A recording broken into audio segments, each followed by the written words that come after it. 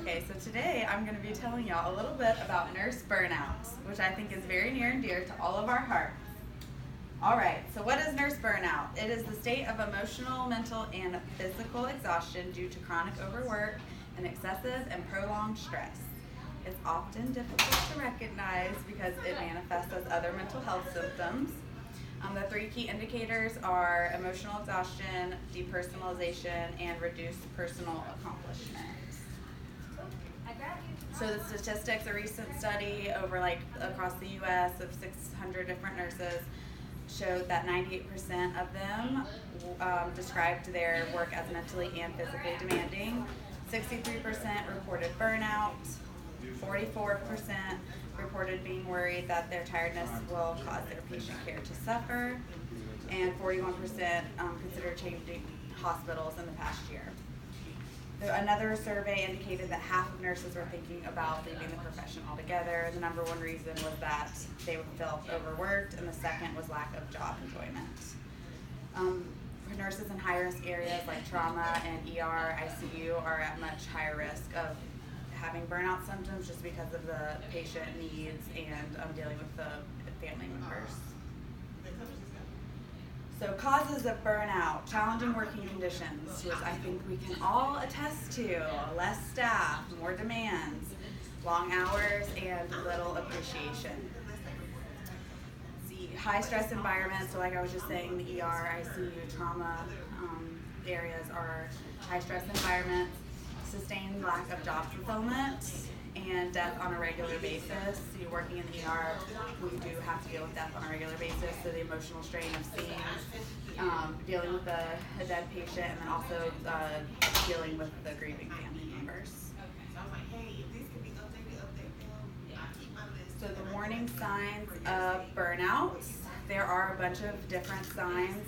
The most prominent ones are irritability, frequent call-ins, if you're checked out mentally, intolerance to change, and exhaustion. And this isn't only when you're coming in for your shifts, it's all the time. So you're exhausted when you're home, more than you normally would be.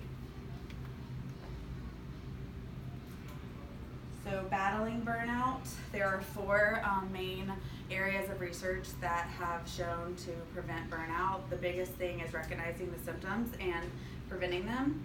So resilience is one of the big ones, and that's the development of coping mechanisms which prevent you from becoming burnt out. And in this concept lies the hope and spirituality component, so going to church, having support groups, and developing, like I said, those coping mechanisms.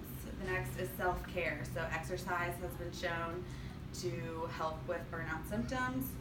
Extracurricular activities away from your job, using your mental health days and your paid time off. I think a lot of times, we always want to save our time off for certain instances, but sometimes you just need to take mental health day.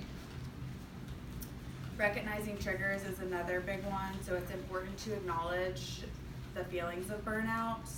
Don't be afraid to speak up if you've had a rough week before and you've been dealing with a lot of difficult patients, or you've had a lot of codes, to speak up and be like, I need an easier assignment this week to help me emotionally heal from what I've already been through. The last is the strong coworker relationships, which I think is the biggest one. Research showed that nurses who felt they could trust their coworkers and enjoyed going to work were at lower risk for developing burnout symptoms. Significant component of preventing workout is these strong coworker relationships, and those are built with effective communication from experienced nurses and management. So I think it's really important for all of us working, especially in the ER, and when we go into our busy season, that we work together and make sure that if we recognize symptoms of burnout in somebody, that we're addressing that and helping them work through it, so that way no one ever feels alone. Questions?